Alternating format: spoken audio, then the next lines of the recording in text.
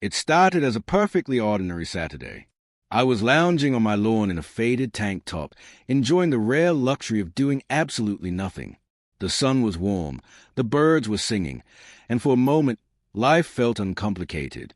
That was until Karen from the HOA appeared like a storm cloud on my front walkway, clipboard in hand, and an expression that suggested she had come to deliver a life-altering judgment.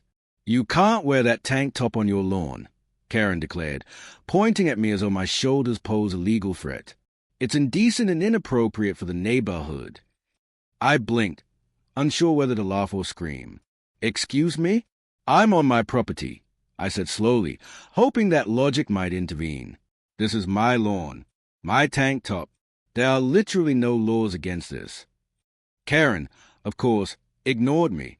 She began pacing back and forth, ranting about community standards, the image of the neighborhood, and the terrible influence I might have on the children down the street. I tried reasoning, pointing out that she had no authority to dictate my clothing on private property, but her stubbornness made diplomacy impossible. Then, as if the situation couldn't get more surreal, Karen stepped off my walkway, onto my property without permission, leaning in close with her phone poised like a weapon. "I'm just trying to help," she said. "You don't understand how this reflects on the community." It was at that exact moment that I called the police. Trespassing is trespassing, even if your intentions are helpful. Within minutes, officers arrived, assessed the absurdity of the situation, and asked Karen to step off the property.